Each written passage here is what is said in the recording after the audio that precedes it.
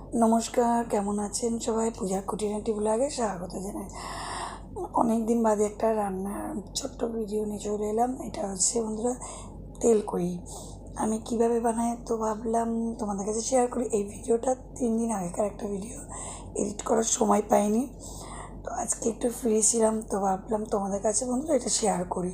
তেলকই তো অনেকে অনেকভাবেই করে, আর আমার তেলকইটা সম্পূর্ণ একটু আলাদা, তাই ভাবলাম তোমাদের কাছে তুলে ধরি।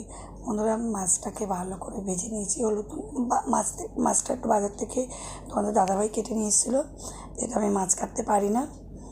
আর কই মাছটা দাদাভাই খায় না, আমি আর মিষ্টি সোনা একটু ভালো খাই। এই তেলকইটা করলে একটু মিষ্টিরও ভালো লাগে, আমারও ভালো লাগে। কই মাছের যা কাটা, তাও তো ভয়তে ভয়তে মিষ্টি সোনাকে দিই, তাও খুব সাবধানে মিষ্টি সোনা খায়। এই যে মাছগুলো বন্ধুরা ভেজে তুলে রেখেছিলাম। এবার মিক্সির বাটিতে আমি মশলাটা করব। শিলে তো বাটা মশলা তো দারুণ লাগে খেতে, এখন শিলের যুগ চলে গেছে। আমার মা কিন্তু বন্ধুরা সেই শিলে এখনও পর্যন্ত শিলে বাটনাতেই মানে মশলা করে, কিন্তু শিলের বাটার মশলার টেস্টই আলাদা। এই যে আমি জিরে, মৌরি, যেটা বললাম প্রথমেই তোমাদেরকে যে আমার তেলকইটা একটু আলাদাভাবে আমি করছি, দেখো তোমরা। ওখানে আমি অল্প পরিমাণ আদা দিয়েছি, মাছটা খুব একটা বেশি ছিল না, কয়েকটা ছিল। আর কাঁচা লঙ্কা অল্প দিয়েছি, আর জিরে আর মৌরি, আর অল্প পরিমাণে জল দিয়ে মশলাটাকে ভালো করে পেস্ট করে নেব।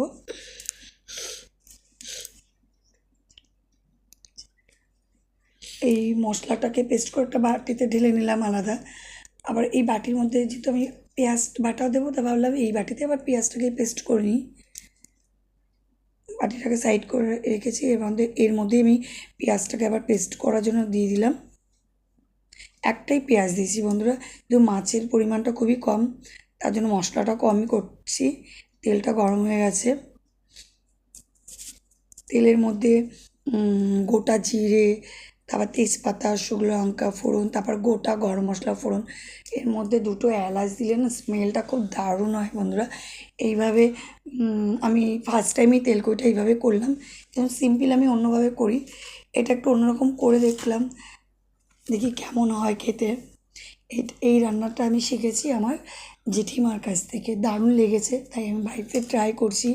আবার সেই রান্নাটা তোমাদের কাছে তুলে ধরছি। তোমাদের যদি ভালো লাগে তো বাড়িতে ট্রাই করো। ওই মশলা পেস্ট করে রেখেছিলাম, ওই মশলা পেঁয়াজ বাটাটা প্রথমে দিয়ে দিলাম বন্ধুরা। ভালো করে পেঁয়াজের যে কাঁচা গন্ধটা যতক্ষণ না যাবে, ততক্ষণ আমি পেঁয়াজটাকে নাড়াচাড়া দিতে থাকবো। মশলাটা ভালো করে কষিয়ে নিয়েছি। এই আস্তে আস্তে তেল ছাড়বে। দেখ দেখুন বন্ধুরা কি সুন্দর তেলটা ছাড়ছে মশলার থেকে। ওর মধ্যে আমি আবার অল্প পরিমাণ একটু জিরে ধনের গুঁড়ো দিয়ে দিলাম, আর সমস্ত ওই বাটা মশলাটাকেও দিয়ে দিলাম ওর মধ্যে। তারপর একটু কাশ্মীরি রেড দিয়েছি, কালারটাকে খুব ভালো আসে, তাই অল্প পরিমাণ কাশ্মীরি রেড চিলিটা দিয়ে দিয়েছি। মশলাটাকে যত ভালো কষানো হবে তত টেস্টটা ভালো আসবে। এই আস্তে আস্তে মশলার থেকে বন্ধুরা দেখো তেলটাকে ছাড়ছে, মশলাটা প্রায় হয়ে গেছে। আমার রেড চিলিটা একটু কম পড়ে গেছে, তাই কালারটা খুব একটা ভালো আসছে না।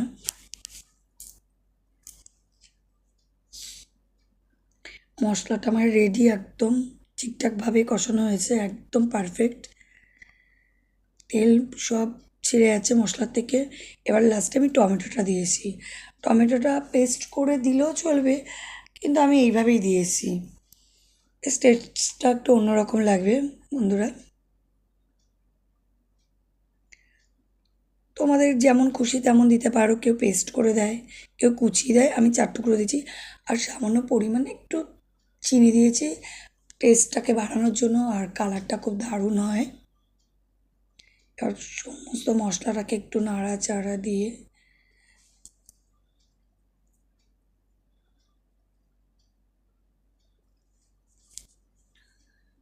মশলাটা একটুখানি, টমেটোটা ভালো করে সিদ্ধটা হোক।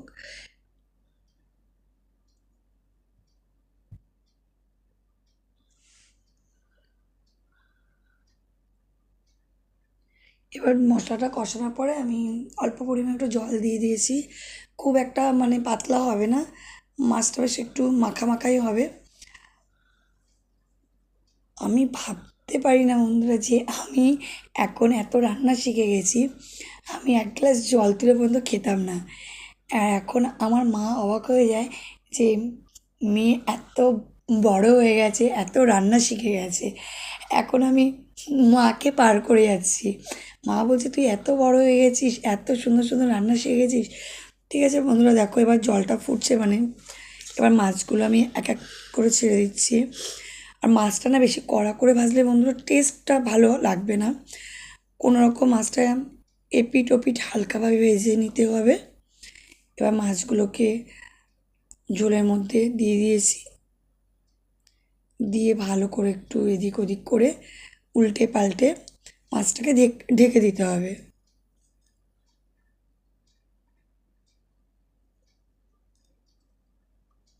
আস্তে আস্তে কালারটা খুব সুন্দর আসছে।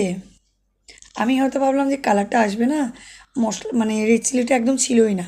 আমি 10 মিনিটের জন্য ঢেকে দিয়েছি। 10 মিনিটের পর ওই যে দেখলাম কেমন হয়েছে। আমার রান্না একদম রেডি। আমি একটু ঝোলটা একটু কমলেই নামিয়ে দেবো, যেহেতু মাখা মাখা করবো।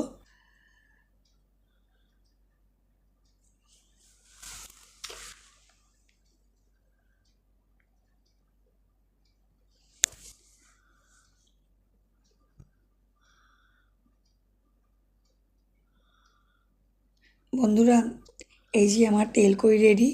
যদি দেখে ভালো লাগে তো বাড়িতে ট্রাই করবে। তোমরা কীভাবে তেলকইটা বানাও আমাকে প্লিজ কমেন্টে জানাবে। নেক্সট কোনো ভিডিও নিয়ে আমি আবার আসবো। তো ভালো থাকবে সবাই। Tata, good night.